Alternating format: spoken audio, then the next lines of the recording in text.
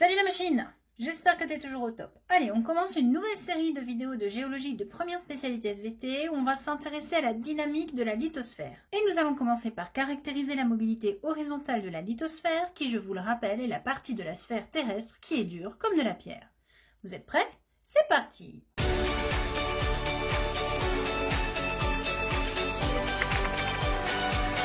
Alors ça fait relativement pas longtemps qu'on sait que nous avons à la surface de notre planète une certaine mobilité et que les continents n'ont pas toujours été à l'emplacement auquel ils sont aujourd'hui.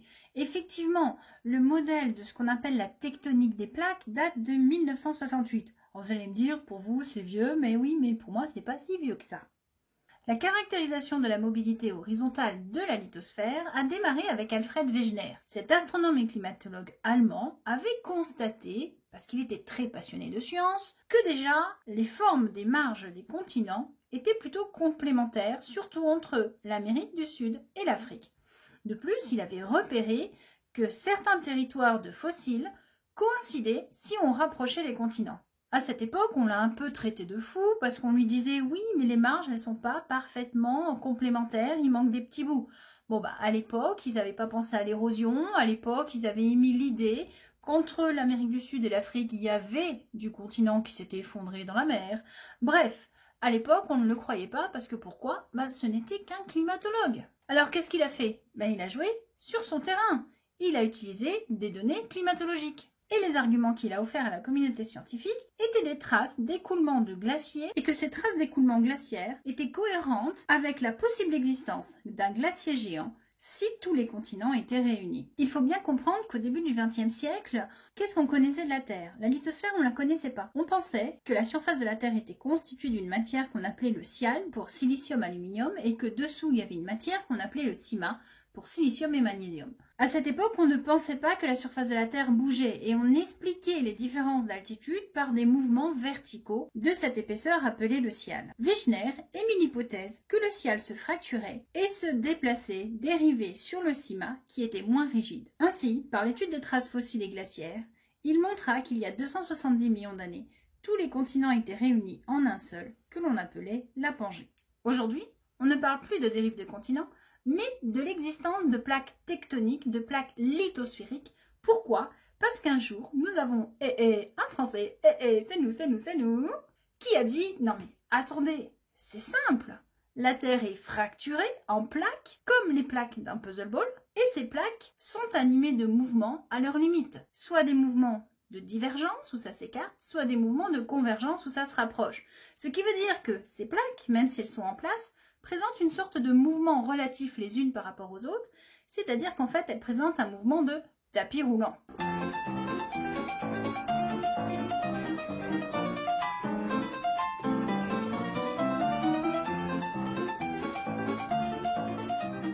Et s'il y a un mouvement relatif, cela signifie que pour une plaque, il y a un endroit où la plaque est fabriquée, la plaque va se déplacer sur elle-même, puisque de l'autre côté, elle va s'enfoncer. Et que si cette plaque porte un continent, donc effectivement, le continent va présenter un mouvement de déplacement. Mais globalement, ce n'est pas l'ensemble qui se déplace, c'est l'ensemble qui tourne sur lui-même. Alors, ce qui se passe dessous, ils ne sont pas tous d'accord pour l'instant. On va donc chercher sur la planète des preuves d'accrétion, c'est-à-dire de fabrication de lithosphère, et des preuves de subduction, de disparition de lithosphère. Et bien sûr, des preuves de mouvement, de déplacement au sein même d'une plaque. Donc dans les années 1920, la communauté scientifique est bien obligée de reconnaître que Wegener a raison.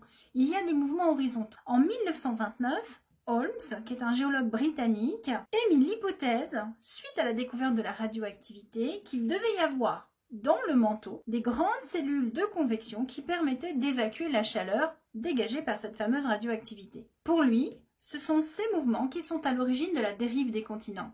Ce qui est dommage, c'est que Wegener est décédé sans connaître cette théorie. Il aurait été bien content. Dans les années 40, on met en place des sondeurs acoustiques à bord de navires océanographiques, ce qui a permis de tracer le relief des océans. En effet, jusqu'à présent, si les continents étaient plutôt connus, les océans étaient un milieu totalement inconnu. Qu'est-ce qu'on a remarqué? Que les océans étaient parcourus par une énorme chaîne de volcans sous-marins que l'on a appelée une dorsale. En fait, on s'est rendu compte qu'il n'y en avait pas qu'une mais plusieurs. On a découvert également à certains endroits de grandes fosses océaniques, que ces fosses pouvaient se trouver soit le long d'un continent et rarement, mais ça pouvait exister au sein même d'un océan. Harry Hess, officier de marine et géologue américain, pendant la guerre, avait remarqué des profils bathymétriques particuliers et en faisant des profils de profondeur, dans les années 60, il mit en évidence à certains endroits du Pacifique ce qu'il a appelé des guyos. Alors pour lui, un guyot, c'est un massif sous-marin qui correspond à un ancien volcan de dorsale qui, n'étant plus alimenté par le magmatisme de la dorsale,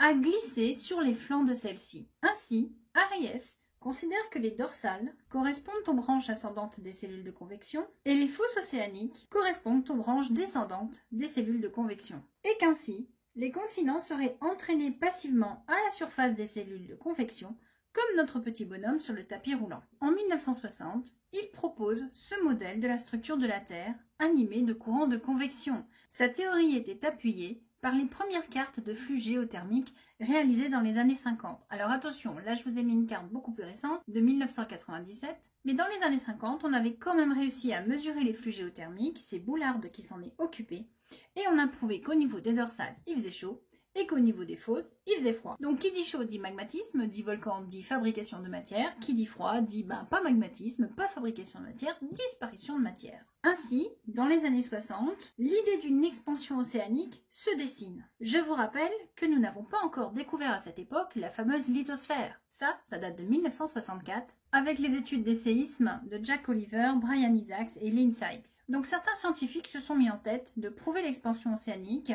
en prouvant la production de matière au niveau de la dorsale. Et ils se sont servis pour cela du champ magnétique terrestre. Que sait-on du champ magnétique terrestre? Qu'il est créé par notre noyau, qui se comporte comme un gros aimant, car n'oubliez pas que le noyau est constitué dans la graine de fer et de nickel solide, entouré de fer et de nickel liquide. Nous avons donc une grosse boule aux propriétés magnétiques, un peu comme un gros aimant. Ainsi sur la planète, nous aurons un pôle nord magnétique et un pôle sud magnétique. Attention à ne pas confondre avec les pôles nord et sud géographiques qui sont légèrement déviés. Alors vous allez me dire, quel rapport entre le champ magnétique et l'accrétion océanique? Eh bien tout simplement parce que dans les coulées de lave, il y a des cristaux d'un minéral qui s'appelle la magnétite et que cette magnétite va s'orienter selon la direction du champ magnétique. La coulée de lave va s'écouler environ à 1200 degrés en son cœur. Quand la coulée de lave atteindra les 600 degrés, nous atteindrons ce qu'on appelle le point de Curie. C'est la température pour laquelle ces minéraux vont s'aimanter. On va donc observer, dans une coulée de lave, des cristaux de magnétite, tous orientés en direction nord-sud. Vous ne me croyez pas?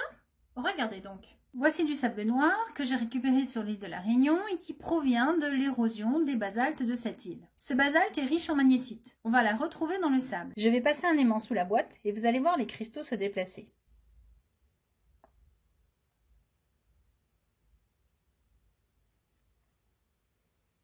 Vous voyez? Ainsi, un basalte est capable de dévier l'aiguille d'une boussole. Vous voyez la légère modification de l'orientation quand j'approche le basalte?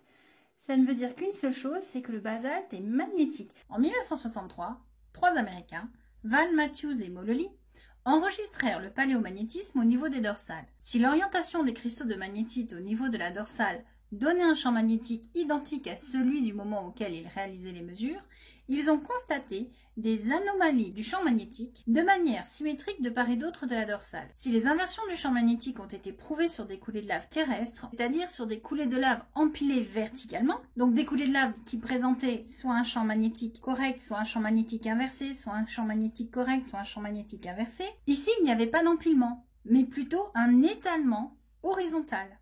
Ils se sont donc dit, eh bien, ici il y a du basalte qui est fabriqué, il enregistre le champ magnétique, mais comme il y a de nouveaux apports de magma, eh bien, ça pousse sur les côtés, et donc le champ magnétique qui a été enregistré au moment de la fabrication de ce plancher océanique se retrouve à quelques kilomètres de là, sur les côtés. Ils ont donc émis, en 1962-63, la théorie de l'expansion océanique qui prouvait une mobilité horizontale de la croûte océanique. Encore une fois, la lithosphère n'était pas découverte. La théorie de l'expansion océanique permettait donc de corroborer l'hypothèse de Hess concernant les guyos. Avec la découverte de la lithosphère en 1964, le fonctionnement des guyos a été remis en question. Car si S considérait que c'était de la croûte océanique qui glissait depuis la dorsale, il apparaissait maintenant que nous avions une épaisseur beaucoup plus importante de matériaux rigides. En 1971, Morgan s'intéressa de plus près à ces fameux guyos. Il remarqua tout d'abord qu'ils étaient situés vraiment au milieu des plaques pour certains, alors que d'autres pouvaient se trouver en bordure de plaques. Donc il se dit que le fonctionnement de ces guyos n'avait aucun rapport avec la dorsale, mais qu'il montrait quand même un déplacement du fond océanique. Il proposa d'expliquer la présence de ces guyos, c'est-à-dire de ce chapelet d'îles volcaniques de plus en plus vieilles, par l'arrivée d'une masse de magma d'origine très profonde, formée à la frontière du noyau à 2900 km de profondeur. Que ce panache se vidait régulièrement, mais que comme la lithosphère avançait de manière globale, ce panache perforait régulièrement la lithosphère au fur et à mesure que celle-ci progressait. Ainsi, au fur et à mesure que la lithosphère avance, un volcan laisse sa place au suivant. En utilisant la distance entre deux volcans et la différence d'âge entre ces deux volcans, il a calculé la vitesse d'expansion de la plaque océanique Pacifique. Car oui, maintenant, depuis 1968, je vous l'ai dit, grâce à Xavier Le Pichon, nous parlons de plaques. Alors si au départ il en avait trouvé 6, aujourd'hui il y en a 15. Elles présentent donc des mouvements de divergence, correspondant au fonctionnement des dorsales, mais également des mouvements de convergence, traduits par une subduction au niveau des fosses océaniques. Cette théorie de la tectonique des plaques a été étayée par les découvertes sédimentaires réalisées au fond de l'océan Atlantique. Entre 1968 et 1969, le Glomar Challenger a réalisé des campagnes de forage dans l'Atlantique à 30 degrés de latitude sud. Ici, je vous donne les résultats qui ont été obtenus à l'ouest de la dorsale, mais il a également fait des forages à l'est de la dorsale. Les forages ont été réalisés jusqu'à atteindre le basalte de la croûte océanique. Pour chaque forage, ils ont donc relevé l'âge du sédiment en contact avec le basalte, la distance à la dorsale, l'épaisseur totale des sédiments et la profondeur moyenne du toit du basalte. Quand on dit toit du basalte, c'est qu'on parle du sommet de la couche de basalte. Et en se servant de ces données, on peut tracer un profil topographique que voici. Alors vous allez me dire, mais comment elle a fait ça? C'est simple, vous avez les sites d'extraction, la distance à la dorsale, donc la distance à la dorsale, hop, axe horizontal. Je reporte pour chaque distance, la profondeur du basalte. Je m'aperçois qu'en partant du site de forage 16 jusqu'au 21, j'ai une profondeur qui augmente. J'ai donc dessiné ici le toit de mon basalte et j'ai rajouté par-dessus les sédiments. Alors comment j'ai fait? J'ai la profondeur du basalte, j'ai l'épaisseur des sédiments. Ça, ce sont les forages qui nous le donnent, je ne l'invente pas. Donc je place mon point profondeur du basalte, je rajoute l'épaisseur des sédiments. Quand ils ont étudié les roches du forage, ils ont déterminé l'âge de la roche qui était en contact avec le basalte, donc celle qui était juste là. En reportant les dates pour chaque forage, sachant que les sédiments se déposent régulièrement en couche horizontale, je peux dessiner approximativement les différentes couches de roches qui se sont formées au fur et à mesure du temps. Et je m'aperçois de plusieurs choses. Si je suis ici au niveau de ma dorsale, les roches de part et d'autre possèdent le même âge. Mais si je me balade sur le plancher océanique, au fur et à mesure que je m'éloigne de la dorsale, les roches sont de plus en plus vieilles. Ainsi, le basalte situé ici, il y a 75 millions d'années, se trouvait là, et il a reçu au-dessus de lui des sédiments, ici violets. Mais comme la dorsale est active, elle continue de produire du basalte. Ce basalte, il va bien lui falloir de la place, il va repousser les anciens sur les côtés. Ce qui fait qu'au fur et à mesure, les roches qui se sont déposées sur le basalte sont entraînées sur les côtés. Le nouveau basalte formé ne peut posséder des sédiments anciens, car forcément, il ne s'est pas formé à leur époque. On a donc bien ici deux phénomènes de tapis roulant qui s'éloignent de la dorsale. Alors le fonctionnement d'une dorsale, c'est un peu comme celui des cake machines. Ces tapis roulants qui fabriquent des gâteaux. Le tapis roulant, c'est le basalte qui s'éloigne de la dorsale et qui entraîne avec lui le gâteau, les sédiments, qui au fur et à mesure de leur éloignement se font recouvrir de différentes couches de sédiments plus récents, les glaçages et autres décorations du gâteau. Une autre preuve de l'expansion océanique a été fournie. Grâce à cette technique, aujourd'hui, on dispose de cartes qui nous fournissent l'âge des fonds océaniques.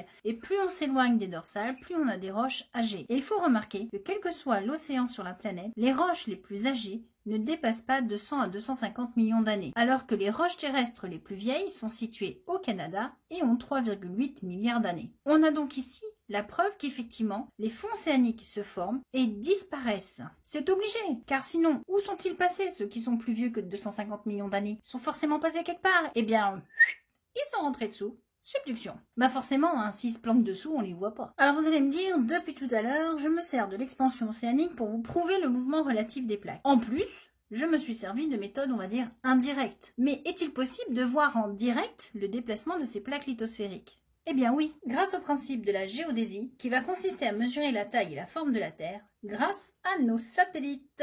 Et en fait, je dis non, mais c'est les Américains qui ont commencé, c'est pas les Français. Donc, GPS, Global Positioning System. I speak very well English, I know, thank you very much. So, sur Terre, il y a des balises GPS. Dans l'espace, il y a des satellites. Il n'y en a pas qu'un, il y en a plusieurs.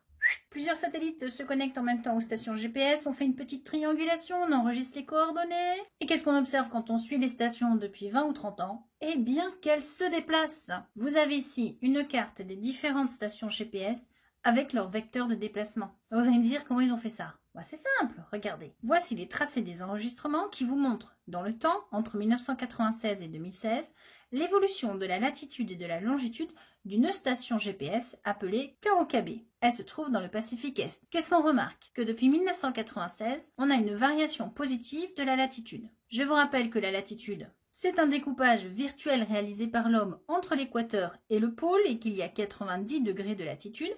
Donc on va parler de latitude nord, latitude sud, et que la longitude, c'est le découpage virtuel vertical de notre Terre en 360 degrés. Donc on va parler de longitude est ou ouest en fonction du côté vers lequel on se déplace. Donc ici, variation positive de la latitude, et ici, vous voyez qu'on passe à une variation négative de la longitude. Je relève donc les valeurs de décalage de latitude pour 1996 et 2016. Bon, 2016 c'est facile, je tombe directement sur moins 13. Par contre, 1996, on tombe entre les deux. Comment on fait? Bon ça va, je vais rien vous apprendre, vous êtes au lycée.